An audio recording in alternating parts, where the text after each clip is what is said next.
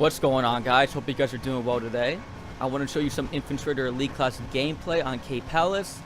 This was actually my first Conquest game of the retail version of Turning Tides, so I actually went on a 42-0 kill streak with this Elite Class. I didn't die at all this game. So this Elite Class is definitely something special, and what's even crazier is the next game, I played on Akibaba and I went 31-0. Then I came back again to Cape Helios and almost went 38-0. I had made a bad turn and got myself stuck around enemy players, and then I made the classic mistake of trying to climb up a wall. Oh my god, do not try to climb up walls on this game, man. It is the worst. So I ended up getting myself meleeed in the back, but yeah, regardless, this Elite Class is definitely something special. So I'm going to go over all the information I kind of went over already in the CTE. So if you guys want a shorter, condensed version of what I'm going to do in this video, you can go check out that video again. It goes in all the spawn times, respawn times, and all the stats about this Elite Class there.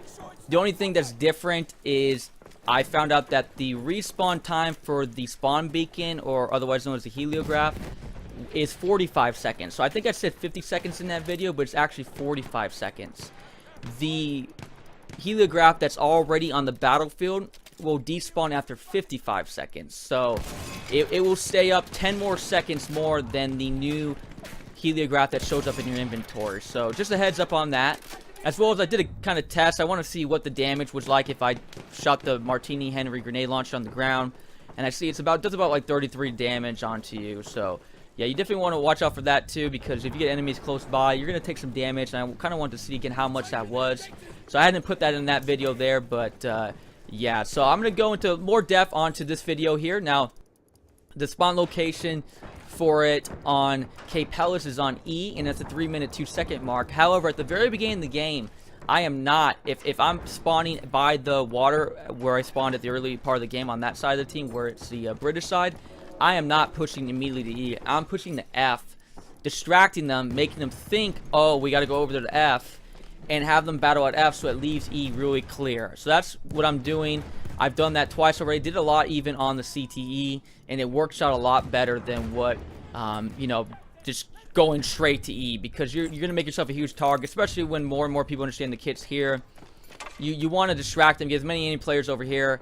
There's still going to probably be people over here by E, probably camping the kit, but you know it's at the 3-minute 2-second mark now, so you can come in, time it right, lay some grenades, dynamite around the turn, all these other different type of things to just, all you want to do is just time it right. You don't want to throw yourself all the way in there. They're going to be, staying by the kit, not knowing next spawn times, because if they knew it, you're not going to camp the kit. So you'd wait at a specific time to do it. So again, that's what kind of been my strat, is I've been going over there by F, distracting them. As you can see, they were all distracted by F, and then I went over here, pushed over here to E, and now I have the kit. So now I'm just going to do some work with the Martini Henry grenade launcher. But I want to really talk about more the Heliograph. I feel like the Heliograph is what makes this kit special.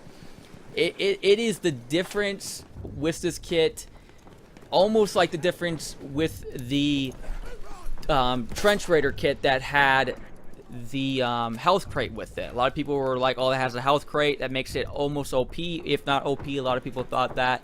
I thought it was pretty close. I understood what the developers were thinking though, because the moment you took away the health crate, it would have made it the worst Elite Class in the game. But having this Heliograph, I'm telling you what, it's something special, because you can just, if you time it right, you don't want to be dropping it too much, where you every 45 seconds when it respawns in your inventory, just to be dropping it pointlessly. And then you don't want to be not dropping it at all, because if you time it right, man, I tell you what, you can easily get to point A to point B much faster, because you have extra speed with the Elite Class. And then you can drop it down, and you can have your teammates, like a flood of them, spawn on. When I played the next game on Akibaba, I dropped it at one time, and I turned around, next thing you know, like almost everyone was right there on the spawn beacon. It was pretty insane. So again, it's a risk, because you're still hoping your teammates spawn on you. If you're gonna put yourself maybe in a sketchy situation, you're trusting that your teammates gonna back you up. It still could not happen, but if you do it right and put it in a good spot where they want to spawn on it, and it's not in a pointless area, and you have enough teammates that are dying and need to respond during that time, I'll tell you what, you can get to point A, point B much quicker, get on the capture zone, drop it, and just have open up a floodgate of teammates that show up on that spawn beacon. So I feel like that is such a big deal, especially too because you can just weave in between your teammates, which is what the main reason why I was staying alive so much was I was playing in between my teammates. And normally that's how a lot of people in general stay alive longer in games, is they'll normally play, they'll see where their teammates are playing and they'll play in between them, and they're very much watching the spawn so they don't ever get caught out in the open somewhere where you have this overwhelming amount of enemy players around you. But you have to do it too with this kit, because this kit's armor is as weak as the tank hunter class. So if you play the tank hunter class, you feel how it feels like to get shot with that armor. It's the exact same way basically with this armor. So it's not like you're gonna run in there with like a sentry kit and take some beating and be able to survive. Now you'll die pretty quick with this kit. However though, you can go off the grid a little bit where all your teammates are at and go in more an obscure route to different areas on the map where there's less enemies at, and you can go cap some of those bases and drop your heliograph down and have teammates spawn you, easily cap the base. And it's still a very powerful weapon, to say the least. So you can still do some damage with your Martini Henry grenade launcher, and you still have your double barrel shotgun with this, and you can still do some work just by yourself. So yeah, this is pretty it's a pretty awesome kit. I'm enjoying it already right now. It feels like redemption for me, because when I was playing on the CTE, yeah, I mean, I was going on a streak as well on that. And then I died from something really kind of crazy, because when it's in the testing environment, there's more bugs and certain things of that nature. But so I was hoping for redemption. I got it like straight on the first game, on this game where I went 42-0. Because on that CTE, I think I had the chance of going 50-0, and I was like 30-something-0, and then I shot the little flare gun to get my artillery strike in, and suddenly killed me. I'm like, what? So yeah, definitely felt like it was some good redemption in this game. Now, when it comes to the flare gun for the artillery strike, I still think it needs to be placed in a position where you're aware that people are they're gonna pick up quickly, if they don't know already, that red circle on their screen that shows that, hey, an artillery, the flare guns, areas right here, and you need to move out of that area ASAP, and they're gonna realize that, and they're gonna move from that position. So you could get overrun by players if you're gonna get like kind of close to it, where that artillery strike is taking place. Of course, you can't go in it. If you go into what's on your screen, the blue circle, you're gonna end up dying from that, so you got to be careful for that. But you can place that somewhere, and you gotta just be aware that enemy players are gonna want to move from that place that they're at, and they could easily overwhelm you. So you want to place it in an area where you respect that people could move, and then get ready, because then that's a good opportunity for you to take out your Martini Henry grenade launcher and lay down some damage on players. So that's what I was kind of doing to avoid getting overrun by players, from them wanting to avoid my my artillery strike. So I laid one right here, as you see me flank up from behind. So they're all probably going to be underneath right now, as my teammates are going to flank around, and I'm kind of trying to be careful here, as yeah, there's one of them right here. So I took out one. There's probably one more that was outside or something like that, but yeah, we were able to finish that off pretty easily right there. And yeah, that was the kind of nice thing with the artillery strike as well, was that dropping it there, I was able to see if there's any hit markers that was going on. So it gives me such a large circumference of seeing where enemy players could be at. So I knew they were all weren't outside, they had to be inside, because I was getting no hit markers. I killed that one guy who was on the very edge of the circle, and then I went inside. I was able to kill the rest of the players, and then I'm able to finish them off more here. And I missed them there with the shotgun. That's why I say the shotgun is sketchy, because you're gonna get a lot of those. You might think you could get 3 kills with this, but it's just not gonna be the case. So yeah, you got to be very careful with that shotgun, because if people were think it's gonna be an easy 3 kills guaranteed, it's just not it. The shotgun can be a sketchy thing, and you can just shoot someone what it feels like point blank range, and you can still not finish them off. So you do want to be careful about that. Now, I did throw it right on top of me right now just to get my back. I did do that a couple of times when I felt like I was being overrun by enemies, and I was safe under there. There were other times where I would shoot it off even right where I was at, just because I knew enemy players were just about to push me.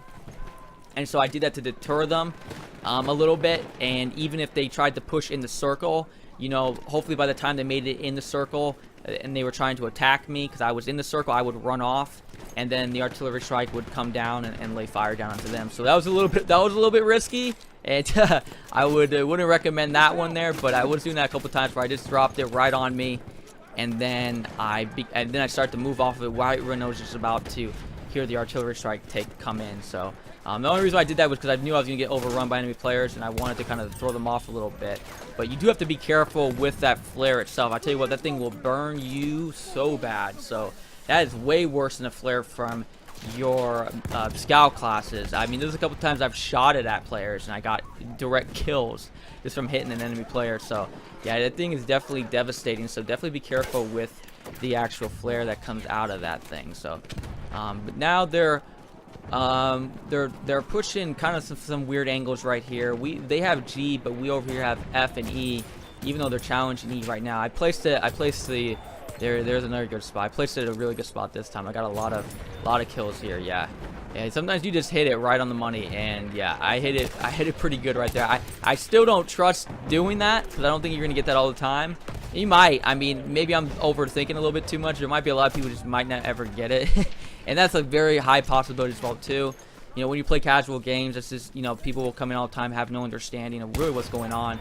And so there'll still be a lot of opportunities for you to get this for a while. I mean, you still see it with a lot of different, you know, elite classes, and how different, you know, game play styles and all this type of stuff that, you know, people are always buying the game and being introduced to Battlefield. And so there's always still a learning curve going on. So, but yeah, that was probably, I think, one of my highest kill streaks I've had so far using that kit there. So that did well. Now I'm over here by D. Drop the Heliograph now, because now, okay, you know, I want to cap it. Hoping I can get some teammates that will spawn onto me. Now I'm getting some spawns on the actual Heliograph, which is good, because now they're coming out over here. And, you know, this is what, you know, you want right here. This is want your teammates to start spawning on it. And then, you know, we're pushing the ticker rate up, and then before they even know it, bam, you know, it's done. And then even their teammates can get squad spawns on them, you know, and you can even get a squad spawn on yourself. So it's pretty insane when you think what you can do with this. So now I placed it right there because I want them to push me, because I know they're going to push in here already. I know they're going to try to spawn on C. They're going to want to push D. So I placed it right there to either force them to move themselves up over here where I'm at, so I can, you know, kill them with my Martini hand grenade launcher, or they will have to stay back and stay there and allow my teammates to overrun them, which basically what they did there. So my teammates were easily able to overrun them there. Of course, I can't get into the circle, so I'm going to move off to the side, and I'm going to go see. Now they were just in trouble there. They tried spawning on it, tried pushing at the last second. They couldn't do anything about it there.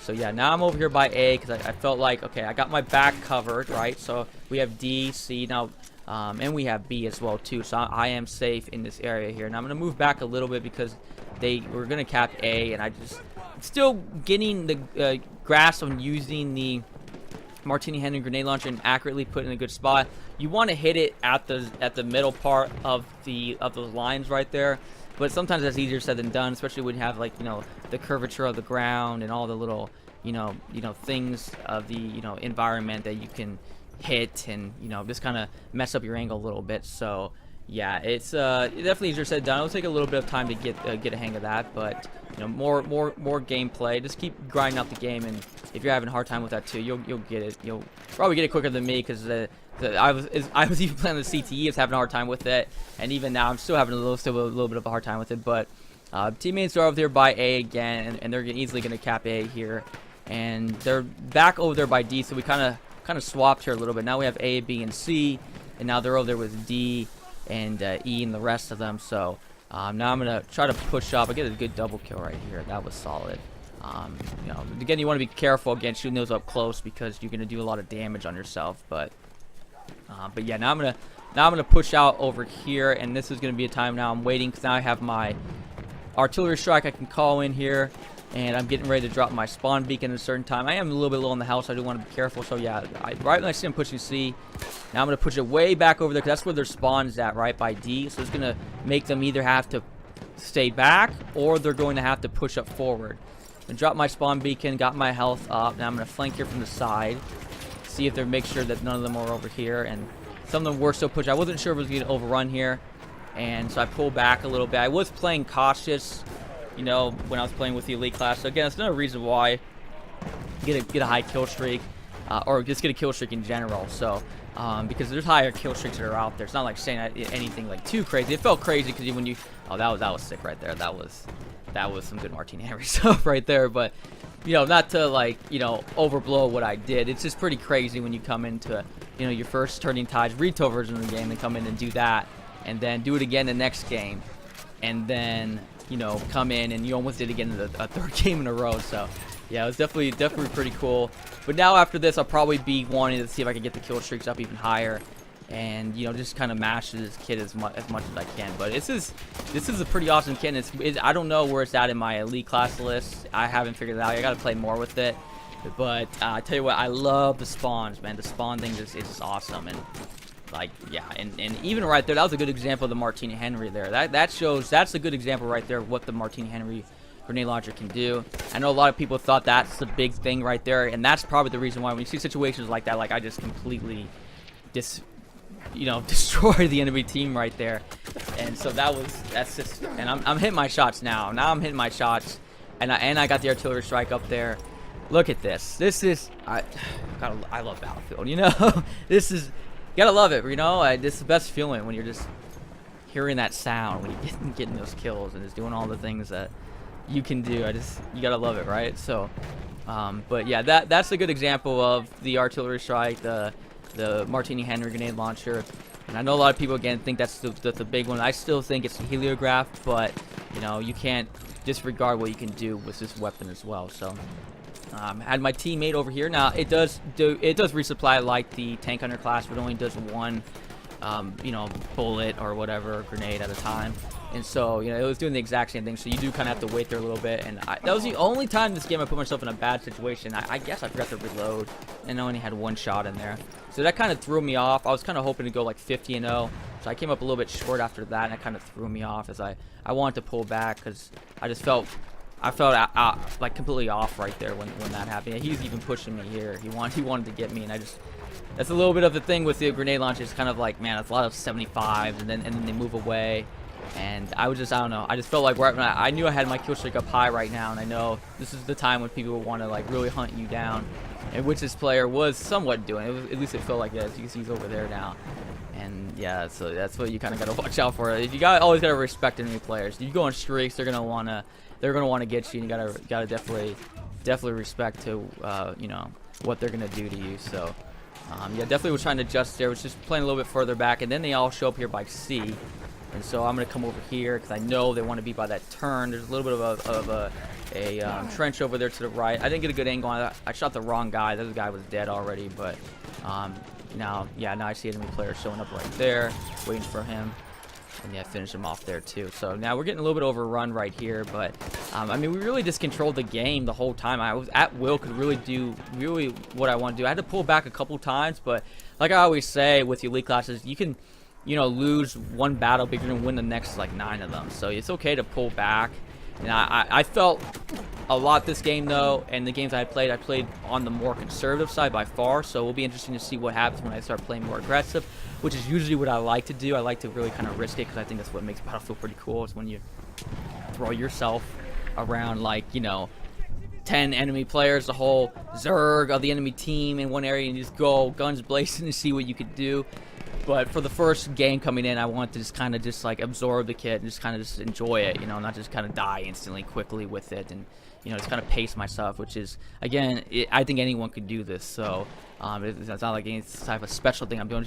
You know, I just think I'm just kind of thinking it through and using the, you know, advantages of this kit to work the best I can make them work. So, you know, I'm taking what I have and trying to, you know, just find that, you know, little perk that kit gives me and using it to the best of my ability there. So you saw me, I put a little shot on the guy right there. I got 30 damage on him, and getting some more Infiltrator spawn beacon bonus. Now we kind of got ourselves a little bit caught here a little bit.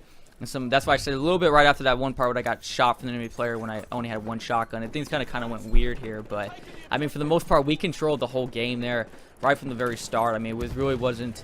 I didn't feel like anything like I couldn't control because of the fact of the spawn beacon. I feel like at will, if I wanted to go somewhere, I could drop that spawn beacon, get my enemy team there, and just reposition everyone. It throws off the enemy team so much. You know, try to figure out where people are at, what people are doing. I tell you what, it's really gonna be a bit of a game changer having that. So I know some people might not consider it the you know, a big piece, you know, a big difference to the elite class, but I think it's a big difference. And yeah, so hopefully again that helps you guys out off of some of the information I gave you guys. Again, you can go check that CTE gameplay I gave, where it gave you the quicker version of more detailed stuff when it comes to elite class. When it comes to like the spawns of it, like on Akibaba, the spawn is not at 3-minute 2 mark, it's at the 2-minute 2-second mark, and the respawn times are still 5 minutes. So the moment you die with the kit and you respawn back into the game, the respawn countdown starts, and it will then respawn back in 5 minutes. So if you come back into the game after you die with the kit at, let's say, the 13-minute mark, it's going to show back up on the spawn location at the 18-minute mark. So just a 5-minute addition towards to that. So yeah, so now I'm kind of watching over here. This guy, yeah, I want to be careful here because I saw this a couple of times. It happened to me twice actually in the game. Yeah, there you go. He shoots me with the cannon, like artillery weapon there. Yeah, that happened twice when I was playing on Cape Ellis with this kid. The next game, when I come back and I die with this kid, they tried doing the same thing onto me. For some reason, yeah, people like being around that area kind of a little bit because they can put some damage on the vessels down in the water, but then they can as well put some damage on you. You got to be careful about some of that type of stuff. That's why Cape Ellis is kind of interesting, because there's some weird stuff that can kill you on this map. So yeah, don't be surprised if some crazy things happen here. On Akibaba would be more of a map that will kind of overwhelm you with enemy players, but you don't have, like, you know, vessels that you have to deal with, or airplanes, or, you know, artillery weapons like that. So you can kind of eliminate the possibilities of things to kill you down to just basically being overrun by enemy players. But when Cape Ellis is up, you got to be kind of watch out, because you can have some weird stuff definitely happen. So but yeah, that's basically it for you guys today, though. Again, I appreciate you guys being here. Hopefully that helps you guys out. Again, you say some stuff down below if you guys have learned anything from the kit, or anything that you think is the big deal. Maybe you don't think the Heliograph is the big difference maker to this kit. Maybe you think it's the Martini hand grenade launcher, or what you think about how it is just in general right now. Or just, again, share your thoughts down below. I'll be down in the comments. But that's it for you guys today. I appreciate you guys being here. I am Living, and I'll catch you guys again later. Peace.